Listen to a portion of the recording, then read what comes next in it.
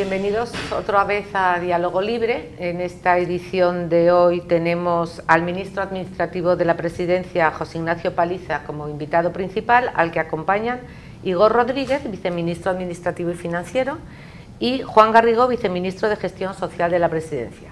También está por aquí Ernesto Burnigal, su jefe de gabinete. Primero, buenos días. Buenos días. Bienvenido. Muchas gracias por tenerme aquí.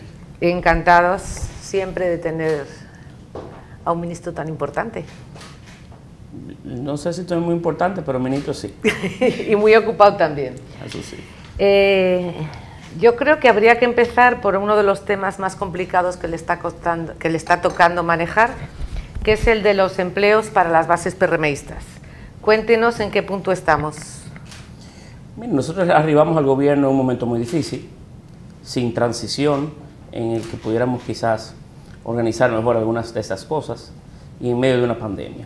Pero a la medida que han avanzado los días y que avancen las próximas semanas, eso no será un tema que habrá de nadie preocupar.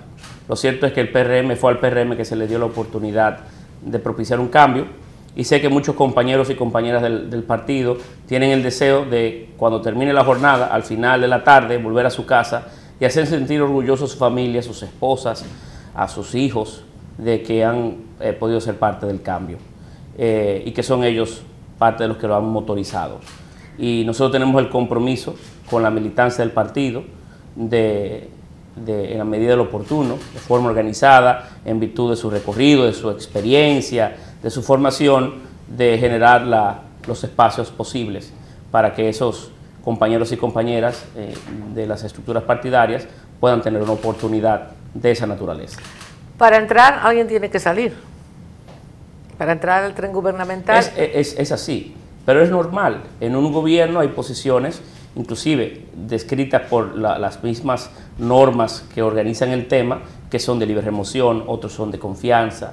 Es muy difícil usted llegar a un ministerio y encontrarse, por ejemplo, que la directora financiera es de carrera. ¿Cómo podrá usted dirigir una institución que la persona quizás de más confianza, la persona que usted debe tener mayor cuidado de seleccionar, proviene de una gestión gubernamental pasada? Son esas posiciones las que son, hay posibilidades inclusive del marco legal para generar sustituciones. Y es normal que se produzcan en el gobierno dominicano y en todos los gobiernos del mundo. Aquí se ha habido mucho ruido en el tema de las cancelaciones y si han sido suficientemente bien manejadas en el sentido de pagar las prestaciones. ¿Esto cae en su ministerio también? No, de manera particular. Cada ministerio maneja los asuntos propios de su entidad. Claro, nosotros de alguna manera tenemos un rol de acompañar parte de la administración, pero todo aquel que presta una labor en el gobierno y que ha sido cancelado o ha sido sustituido, deben de pagársele sus prestaciones laborales. Y la decisión del gobierno del presidente Abinader es cumplir en este aspecto y en todos los otros con cada uno de los cánones legales que rigen cualquiera de los temas que puedan involucrar a la administración. Nos acompaña Nisa Campos, que es la editora política de Diario Libre, y le cedo el turno. Ministro, en ese tema de las cancelaciones, ¿ustedes tienen un estimado de cuántas personas han sido canceladas, cuánto contemplan cancelar y cuánto contemplan nombrar? No, si tuviera, la primera de las informaciones no la tengo, de a cuánto han ascendido las sustituciones en todo el tren gubernamental, por tanto no quisiera aventurarme a dar una opinión que no sea acabada, que no sea terminada. De igual modo, la última de tus preguntas, son temas que no tengo las particularidades de cantidades, no quisiera aventurarme para no cometer un error. Pero los PRMistas pueden estar confiados en que habrá empleos para ellos. Correcto, y lo he ido viendo. Los casos que están por ahí, que aún quedan, que generan algún nivel de ruido, por decirlo de alguna manera, son cada vez menores. No es una regla, son excepciones. Y claro, también hay una parte de la oposición nuestra que toma estos casos y le intenta dar mayor nivel de visibilidad para generar dudas, generar situaciones a lo interno del partido sobre la relación partido-gobierno, en qué momento está. pero en cada una de las ponderaciones, valoraciones inclusive de mercados que se hacen, que consultan el tema, así como también los levantamientos que hacemos, nos damos cuenta perdón, que no es la regla, es la excepción. ¿Y en qué momento están las relaciones gobierno-partido? En su mejor momento. ¿No le da crédito a los exabruptos de Albuquerque cuando dice...? No, en su mejor momento. Inclusive hoy el Partido Revolucionario Moderno en todas las encuestas casi cuadruplica el tamaño de los partidos de la oposición. Y la valoración del gobierno del presidente Abinader es muy alta, y es muy alta entre los PRMistas. La relación y el diálogo no pueden estar en mejor momento. Uno de los grandes esfuerzos que impulsó la nueva dirección del partido desde el proceso de primarias internas, luego de las elecciones y posterior, es cuidar el buen momento de la relación interpartidaria y de la conversación entre compañeros y compañeras. Ese fue y ha sido uno de las principales fortalezas del proyecto político que dirige el presidente Abinader y que nos ha llevado hoy al momento de donde estamos, en apenas 6 meses, de tener apenas 6 meses en la dirección del Estado. Y no pueden estar en mejor momento, aun cuando pueda en un momento determinado usted escuchar alguna voz, alguna persona que tenga una visión disidente o alguna preocupación particular o personal que le llame sobre cualquier acontecer público. Una de las naturalezas siempre de la familia revolucionaria ha sido la capacidad que tiene cada quien de expresar y el respeto que se ha tenido a entender la posición de tal o cual dirigente. ¿No habría entonces en este momento, como se dice en la calle, algún movimiento interno de candidatura presidencial que ya se empieza a gestionar a lo interno? Candidatura a la presidencia de la República es muy difícil y sería un despropósito, apenas a 6 meses de obtener el poder, con una gestión que va encaminada de forma muy oportuna y con una tasa de valoración que depende de cómo usted haga la pregunta, puede rondar en promedio el 80% de apoyo popular. No existe, pero también si lo hubiese, no fueran oportunos. ¿Qué le ocupa más tiempo, le da más dolor de cabeza, el partido o el gobierno? No, es que la función que tengo es una mezcla de situaciones. Manejo una parte importante de la administración, del día a día del presidente Abinader, que hay que darle soporte desde el Ministerio Administrativo de la Presidencia, y también la parte política, que no solamente conlleva la relación con el partido, sino también con otras organizaciones y otros temas que no son puntualmente observables, pero que en cualquier momento pueden surgir, desde una manifestación a un grupo haciendo algún nivel de exigencia que uno debe atender, pero es una mezcla de realidades. Uno de los grandes retos que tengo en lo personal es conciliar el tiempo. Usted está como las madres de familia que no pueden conciliar la vida laboral con la familia. Es duro, pero ahí vamos. Pero esa falta de tiempo no estaría incidiendo en el partido, que por ejemplo en el Congreso, que no hay como una línea uniforme y en varias ocasiones el presidente ha tenido que tomar cartas en el asunto. ¿No habría necesidad de tener una uniformidad, una línea en el partido para que los congresistas apoyen las mociones del Poder Ejecutivo? Todas y cada una de las mociones presentadas por el presidente Abinader han sido aprobadas en el Congreso Nacional. Ahora, el Congreso nosotros prometimos un Congreso que no fuera sello gomígrafo, que fuera un Congreso que cuestionara, que preguntara, que indagara, que profundizara. Esa es la naturaleza hoy del Congreso. También es un Congreso la bancada de mayor tamaño es la nuestra, pero no necesariamente es un Congreso de un solo color, sino que existe la necesidad en gran parte de las iniciativas que se proponen, sobre todo de las que requieren de un apoyo complementario, es decir, un voto calificado, de tener que abrazar y buscar de otras bancadas para poderla aprobar. Lo bonito de un Congreso es eso, es que haya voces que se levanten en un momento determinado y pongan sobre la mesa su opinión, incluyendo de su propio partido. No ha habido en el Congreso una sola iniciativa del presidente Abinader que no haya sido aprobada. Claro, algunos se han modificado, algunos se han trabajado, algunas se han mejorado, pero no ha habido una sola iniciativa que yo tenga en mi récord personal que no haya sido aprobada, inclusive acompañada de la oposición, porque algo también interesante que ha hecho el presidente Abinader es que ha sentado en una mesa en 4 o 5 oportunidades a los voceros de todas las bancadas, ya han estado sentados en el Palacio Nacional discutiendo proyectos de ley, como por ejemplo el que prohíbe el matrimonio infantil. Eso fue un proyecto, al fin y al cabo, tomado muy de serio por el presidente, pero de todos los partidos políticos. Y así otras piezas. La ley 2801, se produjo un encuentro del presidente con las diferentes bancadas, y el presidente ha tenido la tranquilidad, como en otros países del mundo, de convocar a todas las organizaciones representadas en el Congreso para impulsar acuerdos. ¿No podría verse eso como una injerencia de parte del Poder Ejecutivo al Legislativo? No, si la naturaleza del sistema que tenemos hoy es ese, es que los poderes, como uno controla al otro, puedan también conversar, no son enemigos, somos parte de un mismo Estado, aun cuando tenemos funciones diferentes, y hay que conversar. Hay que construir. Además, somos actores que representados de igual manera en el Congreso en diferentes proporciones. Es lo natural que ocurra.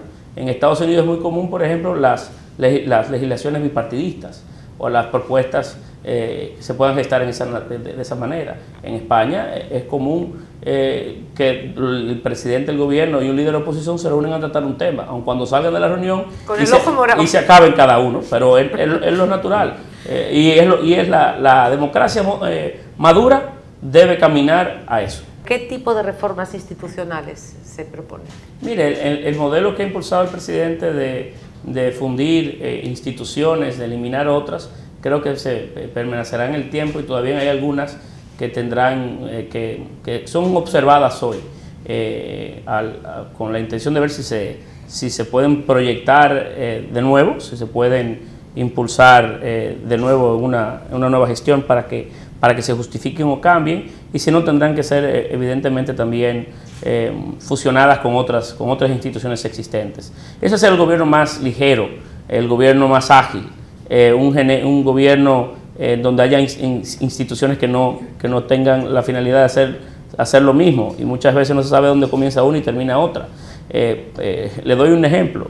En el Ministerio Administrativo de la Presidencia había un Ministerio de Medio Ambiente en pequeño, bajo la dependencia del mismo, con un presupuesto similar al del presupuesto del propio Ministerio Administrativo de la Presidencia. Me refiero a la Unidad Técnico de Desarrollo Agroforestal, UTECDA, con 3.000 millones de pesos de presupuesto. Esa vocación, esa labor es propia del Ministerio de Medio Ambiente, que también tenía otro proyecto de agroforestales y de reforestación en todo el país. Pues, ¿qué hicimos? Enviamos esa unidad mediante decreto y en virtud de todas las formas del lugar al Ministerio de Medio Ambiente, para que tenga una sola política de desarrollo agroforestal en República Dominicana. Y así hay muchos ejemplos, en pequeño y en otras dimensiones, que requieren de ser atendidas para tener un gobierno más eficiente, que es efectivamente lo que queremos. Ministro, cuéntenos en qué están los pactos eléctricos y el pacto fiscal. ¿Cuáles pasos se están dando? Cuéntanos. Mire, este año tiene que ser un año de muchos consensos y de mucho diálogo, porque vivimos en tiempos excepcionales. No solamente el país por sí ya caminaba una ruta que obligaba al encuentro de todas las partes para poder hacer algunas reformas, sino que la pandemia también nos coloca adicionalmente una obligación mayor de hacerlo. Tenemos el pacto eléctrico que requiere de culminar, un pacto fiscal o una reforma fiscal que debe ser integral, con una visión mucho más global del tema, y que pueda, al tiempo que aumente las recaudaciones, también estimular la economía, así como también requiere un pacto para relanzar el país post-COVID, porque tendremos que hacer grandes esfuerzos intergubernamentales, interinstitucionales, para poder relanzar el país luego de que la vacuna pueda seguir caminando y rodando por el territorio y que el país pueda relanzarse.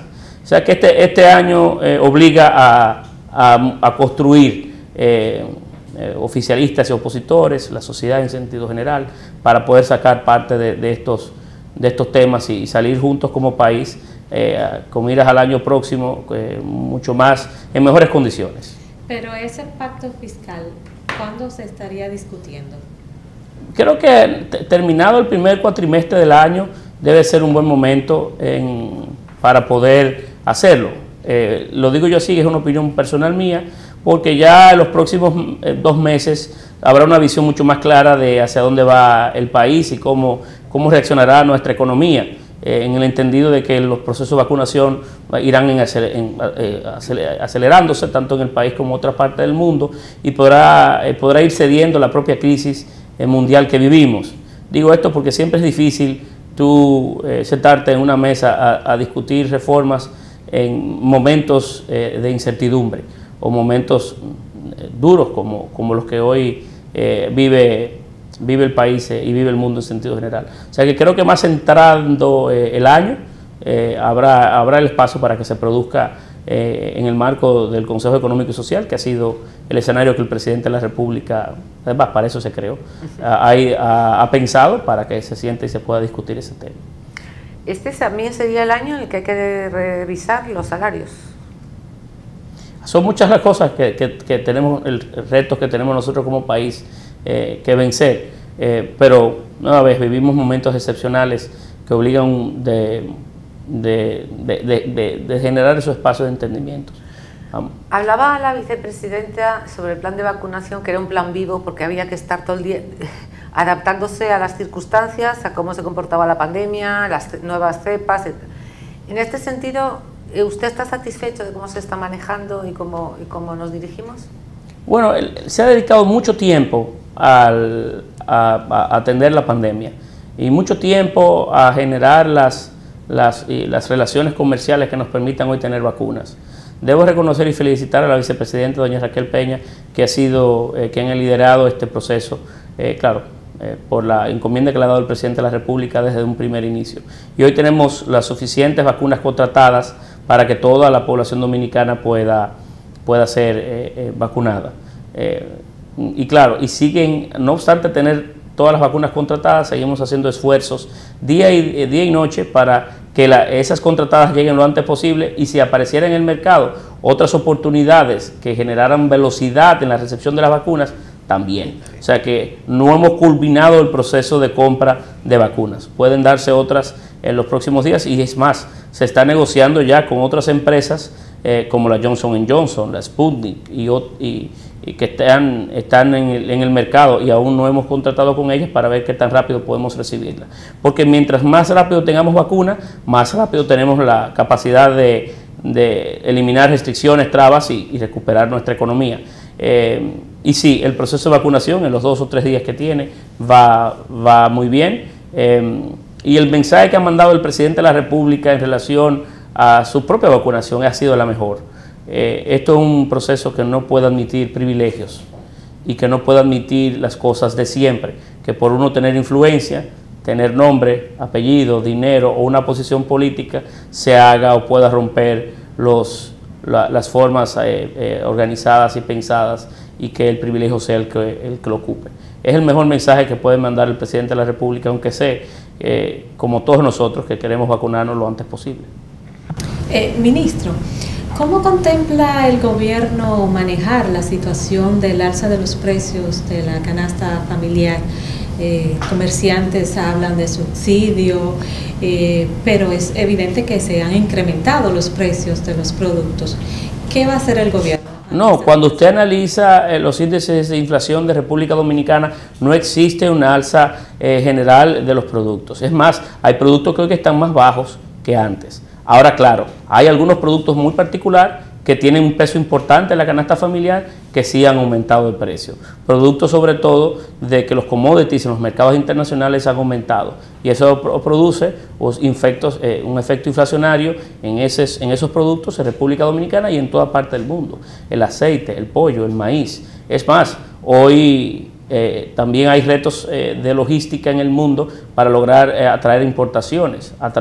Traer un furgón de China hoy cuesta 6 veces más, porque China ha impulsado un proceso que ha llevado a que los propios furgones seamos casi incapaces de poder rentar uno. Son movimientos mundiales que evidentemente nos afectan, pero el gobierno dominicano ha ido tomando iniciativas para aplacarlo. El caso del pollo, negociando compra de pollo con los diferentes productores a futuro. Hemos también introducido, para que no alce el pan, hemos subsidiado a los proveedores de harina y de otros insumos para la fabricación del pan. En materia de los combustibles han habido semanas donde el gobierno ha asumido el alza. Se están haciendo esfuerzos para controlar el alza de esos productos muy particulares que evidentemente han subido y nos afectan a todos. ¿Qué es lo que más le sorprendió cuando llegó a Palacio? Porque había una estructura de 20 años gobernando. Muchas cosas, no es solamente una. Los altos niveles de desorganización que existían. Yo pensé encontrar un gobierno y un palacio mucho mejor organizado. Cosas tan sencillas como, por ejemplo, que haya 5 o 6 mil dominicanos con un pase para entrar al palacio. Todo el mundo tenía un pase para entrar al palacio. Que por ejemplo, en el Ministerio Administrativo de la Presidencia estuviésemos pagando... ¿Cuántos vehículos era que pagábamos seguro? 900. ¿Que pagábamos los seguros de vehículos? Pagábamos 900, yo pensaba que era algo menos, 900 vehículos de seguro, cuando en realidad en el parque vehicular no llegan a 100. ¿Dónde están los demás? Había chatarras, pero le pagamos el seguro. Había vehículos donados, había vehículos en manos del tercero. O sea, eran los niveles de desorganización que existían, que eran muy manifiestos, así como también la mala condición del propio palacio, en donde habían áreas donde no había agua. Creo que había un cansancio ya en la gestión pasada, de tanto tiempo en el poder, que hizo también que degenerara en menor nivel de calidad la labor que hacían. Pero precisamente esa era la idea que todos teníamos, que allí todo funcionaba como un reloj. Y que eran la eficiencia. Y que eran grandes gobernantes, pero realmente era mucha propaganda. Al fin y al cabo era mucha espuma, y no estaban allí las condiciones mínimas, las regulaciones mínimas, los procesos mínimos para poder garantizar la mejor de las gestiones desde el punto de vista administrativo. ¿Eso en su ministerio, en los demás también? En gran parte sí, Era un modelo en diferentes áreas que se replicaba. Ministro, en estos 5 meses que ustedes llevan ya de gestión, ¿qué ustedes consideran que deben mejorar? Bueno, hay muchas cosas que nosotros debemos de mejorar y se están en proceso de hacerlo. Por ejemplo, en materia de la Dirección General de Compras y Contrataciones, estamos en el proceso de modernizar la propia ley, porque ha demostrado que tiene muchas regulaciones, muchos requisitos que impiden a veces la velocidad necesaria de muchos procesos, pero al fin y al cabo no han cuidado o no han ayudado a cuidar que las compras y las contrataciones se hagan de la mejor manera, porque la cantidad de actos de corrupción que se conocen, y algunos de los cuales hayan sido dirigidos hacia la justicia, dan cuenta de que no es un instrumento sólido para poder lograr ese objetivo. Por tanto, eso es un tema que nosotros tenemos que evidentemente mejorar desde el Estado.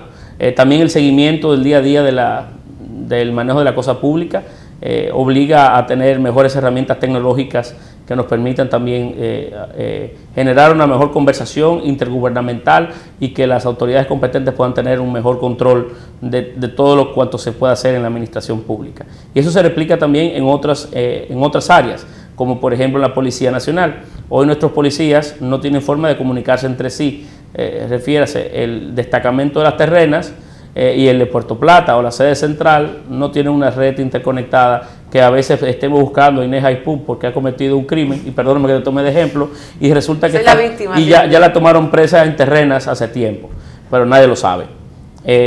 Hay muchos espacios de mejora en el gobierno dominicano que tenemos que nosotros lograr y obtener en un corto también, en un espacio de tiempo corto, porque los principales cambios se logran antes, se logran lo antes posible, donde hay más apoyo popular, donde hay más condiciones para hacerlo, donde hay más tranquilidad para poderlos gestar. Claro, el cambio tampoco se produce en un día. Muchos creen que el cambio es solamente una decisión. No, es un proceso y una secuencia de decisiones que nos pueden llevar a ser mejores. Ministro, hablando del partido, usted dice que es extemporáneo hablar del 2024, es verdad, pero ¿cómo se está preparando el PRM? en virtud de que el próximo año es el previo de la precampaña y ya todos los partidos se están organizando, haciendo sus procesos internos. ¿En qué está el PRM? Nosotros tenemos procesos internos que debemos de llevar a cabo el próximo año. Las autoridades partidarias vencen en junio del próximo año y para ese momento debemos propiciar un proceso de renovación interna que colabore o contribuya a dinamizar el partido. Y tenemos que sentarnos como organización a comenzar a planear esos momentos y de la forma en la que nosotros lo vamos a hacer.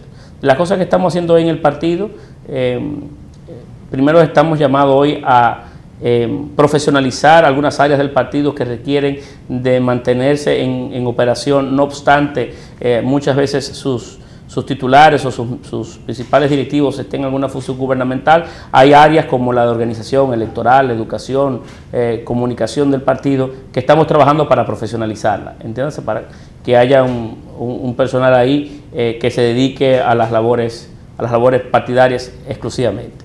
Otro de los esfuerzos que estamos impulsando como organización con miras a esos procesos venideros es un esfuerzo de formación de partido, porque las grandes problemáticas muchas veces que las organizaciones tienen es el tema de formación, y más aún cuando arribamos al poder, esas cosas parecerían para muchos que pierden un poco de sentido, y no, todo lo contrario. Entonces también estamos trabajando un gran proyecto de formación partidaria para fortalecer el partido hoy, cuando más necesitamos de guía, cuando más necesitamos de una visión integral de las cosas, cuando más necesitamos de un partido comprometido, con una visión, con ideas, es hoy cuando estamos en el poder. Entonces estamos fortaleciendo y relanzando la Secretaría de Educación del partido para lograr gestar ese necesario espacio que nos permita tener militantes aún más comprometidos del que podemos tenerlo.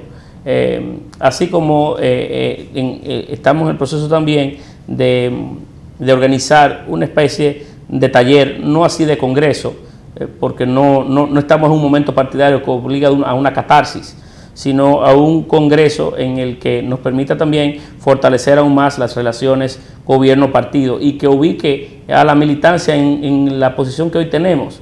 Nosotros tenemos mucho tiempo fuera del poder, en oposición, somos un partido de oposición. Y la visión que debe cambiarse es transformar esa visión de dejar de ser un partido de oposición a un partido oficialista, con otras responsabilidades y con otra visión de cómo debe operar el día a día de la vida partidaria.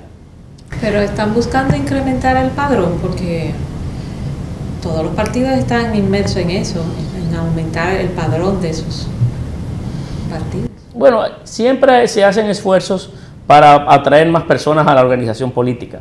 Todo partido se dedica constantemente a eso. Nosotros también tenemos una cantidad apreciable de ciudadanos que quieren venir a formar parte del partido, inclusive en estos tiempos. Hemos dado un poco de espacio, de tiempo para que ocurra, pero habrán adhesiones importantes que se darán en las próximas semanas a lo interno del Partido Revolucionario Moderno. Y es la naturaleza de las organizaciones, es crecer, no disminuirse. Nosotros sí fuimos en el proceso de primarias internas muy celosos de la membresía y cómo usted podía ingresar a la organización política. Pero al fin y al cabo, el rol de los partidos es atraer ciudadanos para tener mucho más fuerza, mucho más, digamos, poder acumulado y utilizarlo de forma útil. Ministro, se acerca el 27 de febrero, Día de la Independencia, y siempre estamos hablando del pasado y de cómo se generó. Me gustaría hablar de la independencia hoy, o sea, qué significa República Dominicana independiente en un contexto mundial muy complicado. Creo que Estados Unidos ha dado muestras de que está contento con su partido en el gobierno, hay menos contentura con China. ¿Cuál sería nuestra situación en el mundo hoy? Creo que el presidente Abinader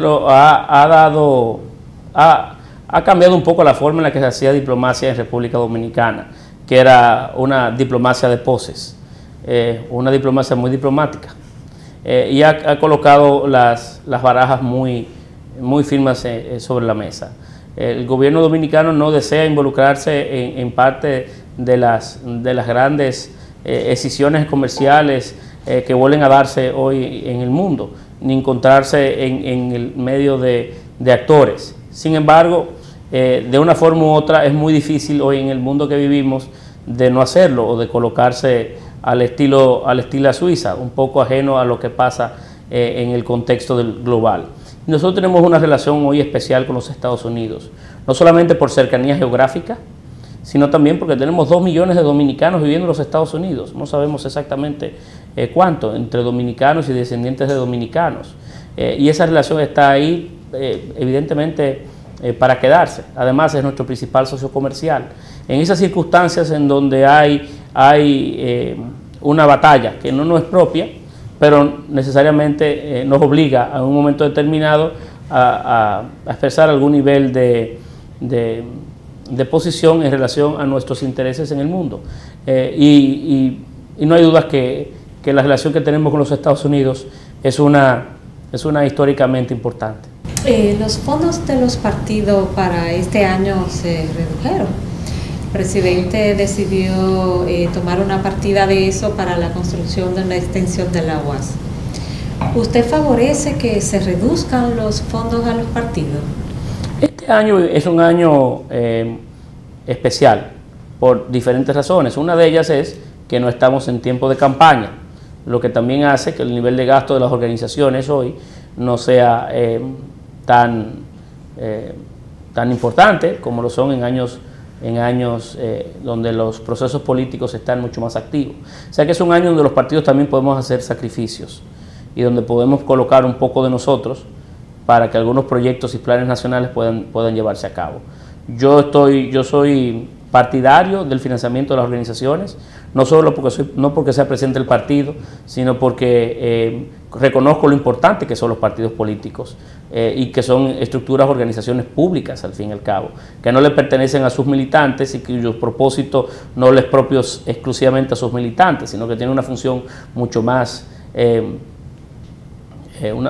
mucho más importante, mucho más grande de lo que algunos pueden indilgar, porque se sienten distanciados de las prácticas de esas entidades y por eso deben recibir financiamiento. Pero este es un año donde podemos hacer sacrificios. El presidente Abinader planteó una idea oportuna sobre la mesa y nosotros la estamos apoyando.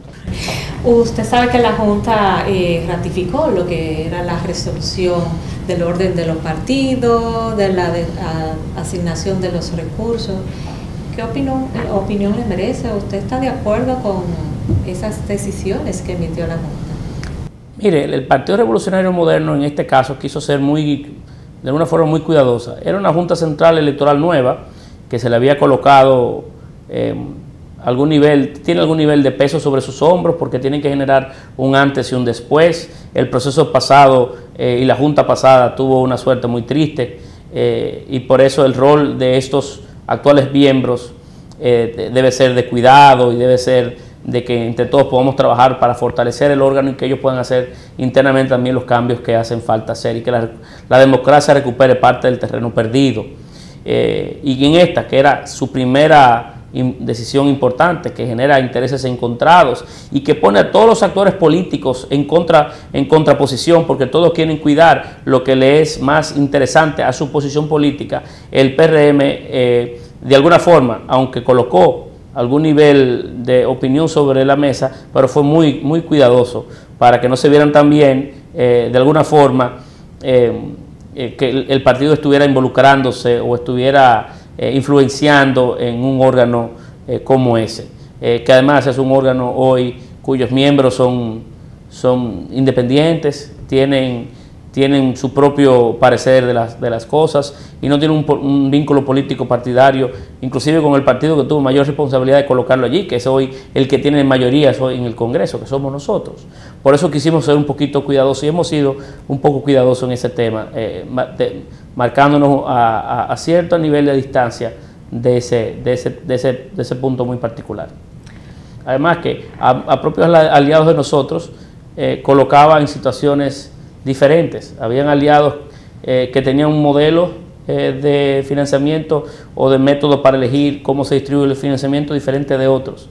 A veces no es fácil conciliar temas como estos. Hay un ruidito que no para. el del 30% de las AFP. ¿Tiene el Gobierno alguna decisión para trabajar el tema de la seguridad social? ¿Tiene planes esto? No, la seguridad social obliga a que se revise, y lo hemos expresado en diversas oportunidades, en el sentido de que es una ley que tiene 20 años de ser promulgada y que la propia ley llama a una revisión en el tiempo. Y además es siempre oportuno que un sistema tan complejo como el de la seguridad social y que tiene tanta importancia para el país hoy y mañana, bueno, se tenga el tiempo de estar sobre ella y ver o explorar mejorías. Con relación al 30% que algunos han reclamado de que se le dé la oportunidad a la población de que pueda accesar a ellos, yo particularmente no me identifico con el modelo, porque lo que se le está pidiendo a la gente es que busque la forma de, comprometiendo su futuro, comprometiendo su vejez, intente salir hoy de una crisis que no necesariamente le pertenece, pero sí son sujetos de ella. El gobierno ha hecho grandes sacrificios para poder colaborar con la suerte del trabajador dominicano en estos meses de pandemia. Los ha financiado el sector privado, ha hecho programas como Quédate en Casa, fase 1, fase 2, ha habido estímulos de diferentes naturalezas para cuidar el empleo dominicano y cuidar sectores para que efectivamente esa solicitud, la que los trabajadores dominicanos tengan que sacar de su bolsillo para poder salir de la crisis, no tenga necesariamente el peso, no sea tan grande para que obligue a hacerlos. Y el gobierno ha hecho su parte para poder cubrir esa necesidad. Además, sé que a muchos les atrae el tema de accesar al 30% porque, por diferentes razones, pero al fin y al cabo, cuando usted lo analiza, puede ser que eso sea hasta contraproducente a los intereses del propio trabajador, porque la mayor parte de esos recursos están invertidos. Las entidades financieras lo han invertido para generar rentabilidad, que la propia ley obliga a que generen rentabilidad para el trabajador. Si mañana vamos a disolver parte de esos instrumentos financieros, puede hacer que tengan que sentir una pérdida. El propio trabajador puede sentir una pérdida. No es un tema tan sencillo. Yo sé que mucha gente, obligada de su preocupación en medio de la pandemia, de alguna forma no sabe dónde tirar y piensan que esto puede ser un mecanismo interesante. Pero al fin y al cabo no va, en mi opinión, no va acorde con los mejores intereses de la gente. ¿Eso significa entonces que el PRM no va a apoyar? No, yo le hablé de mi posición, no le hablé de la posición. Como presidente no le he hablado, le hablé de la posición mía muy particular sobre este tema. Que ha sido, y no es la primera vez que se trató en muchos momentos, sobre todo en tiempos de campaña, no es un tema nuevo. Okay. Y en torno a la vacante que tienen ustedes a nivel de diputado en la Cámara, ¿cuándo sería? Y para finalizar, ¿qué llamado usted le hace a esos PRMistas que han generado ruido a nivel público? Mira, en relación a la vacante que se generó por el fallecimiento de Zaida Polanco, que fuera la presidenta del Partido Revolucionario Moderno en la provincia de Valverde, que nunca pudo asumir su curul, algunos de los postulados que presentamos en las ternas han presentado su renuncia porque en el mismo territorio, en la misma provincia de Valverde, la militancia del partido y una parte importante de la sociedad se han ido expresándose sobre su visión de quién debería ocupar esa vacante, esa curul. Esperemos que en los próximos días nosotros podamos hacer o terminar de hacer algunas consultas para poder llenar esa terna que se ha visto derruida en el tiempo porque algunas personas han presentado o han solicitado que sean excluidos de la misma. Nosotros lo único que queremos con ese caso y cualquier otro es que esas provincias tengan la mejor representación posible y que sean en el marco del sentimiento local que es el que prime, no el del nuestro desde la distancia, que no somos los ciudadanos de la provincia de Valverde lo que vamos a representar. O sea que estamos trabajando en eso y creo que ojalá en esta semana podamos cubrir, en esta o las próximas semanas, cubrir esa vacante. Pues muchísimas gracias, nos acabó el tiempo. Puede volver usted cuando quiera, la puerta está abierta. Muchas gracias. Los temas son ilimitados, a su ministerio le toca de todo. O sea que podemos hacer esta conversación siempre que lo desee. Bueno, muchas gracias. Placer por tenerme aquí. Gracias por tenerme aquí. Gracias a ustedes por seguir Diálogo Libre y hasta la próxima.